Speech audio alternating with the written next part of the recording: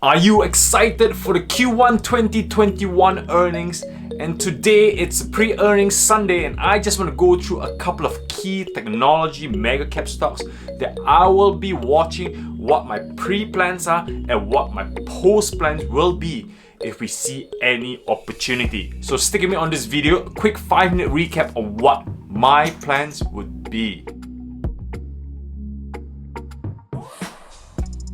Hello, welcome back to Family Investment. Finally, the Q1 2021 earnings are coming out. I even took 5 days of YouTube just to relax and chill out because it's going to be such a busy week ahead. As you can see on the chart here, excitingly, why? Because we got Tesla, we got Microsoft, we got AMD, Apple, Boeing, Amazon, oil stocks, all in 1 week. It's like all the exciting ones all fall into 1 week. So which game do we watch? So I'm glad it's all spread out across 5 days, and this is what I want to share one by one. On a Monday, Tesla. Everybody's excited about Tesla.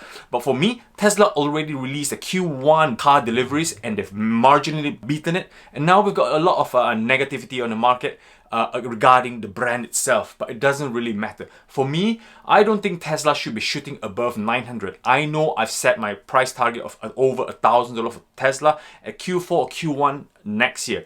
Okay, so I'm just gonna be waiting to see if I can buy an opportunity for me. So I'm watching for opportunity. If it goes under that for whatever bizarre reason, because I'm expecting it to be slightly above 700, nearing the 800, but then hover between 700 and 800. That's my take. But if it does drop, my radar would be under 700, 650. I doubt it will happen, but if it does drop, then I'll take the opportunity. If not, I'll just let the show run. But what's on Tuesday is Alphabet Google. Google makes a huge difference because whatever Google's earning would be, it dictates on the marketing scope of things, e-commerce, and how people are searching the engines and whether it's still growing. If Google starts going stagnating again, it's a worry. But if Google starts growing, great. It's great for everybody. Microsoft, okay? In the household Microsoft, my son holds the biggest holding for Microsoft, okay? He holds Microsoft stocks since before the COVID-19 way, when he was about 2 years ago. So he's bought Microsoft at a really good level. So a huge chunk Microsoft for my son. So great if you got kids. Microsoft is a great company to invest.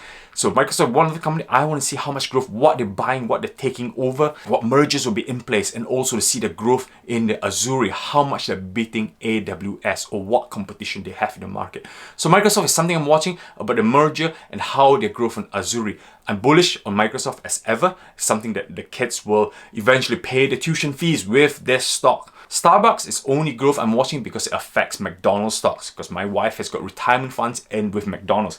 So Starbucks growing at this opening, good news for reopening trade. The next one, AMD, one of my top 3 stocks, my personal stock that I hope they'll bring me into closer to retirement. AMD, bullish about it, and we've seen numbers and figures from what Lisa Su's telling us, but this is the day she will display the fireworks, how much we're going to beat Intel. Okay, this is what I want to see in AMD, and the growth. So far, Lisa Su has already hinted that the growth for Q1 is better than the forecast which she has seen back in December. So it's better than expected, but I want to see what the challenges will be.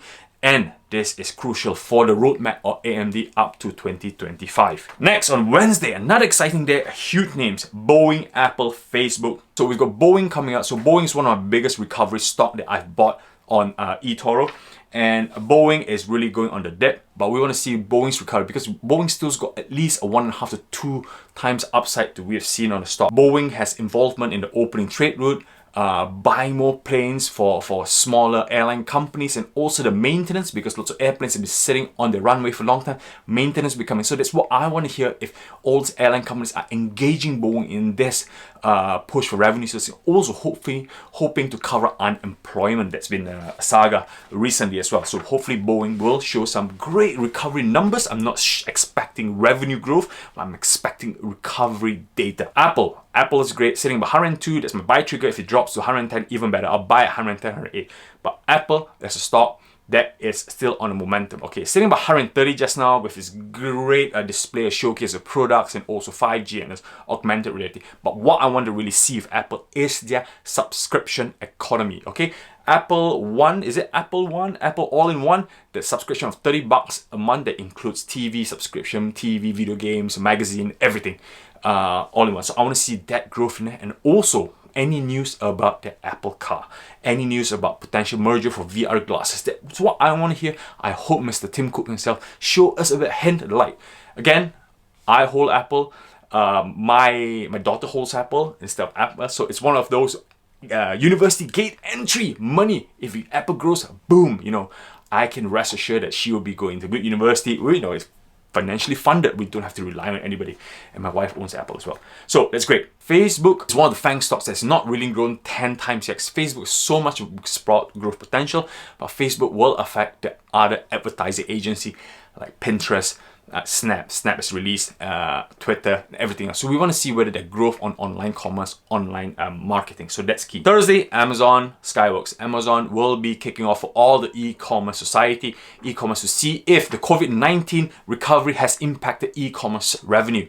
So Amazon, if it's still growing even better than last year, because last year was a freakish year with COVID-19, everyone staying home, everyone buying stuff from, we just want to see whether there's a declining trend. So Amazon plays a key, crucial role on Thursday.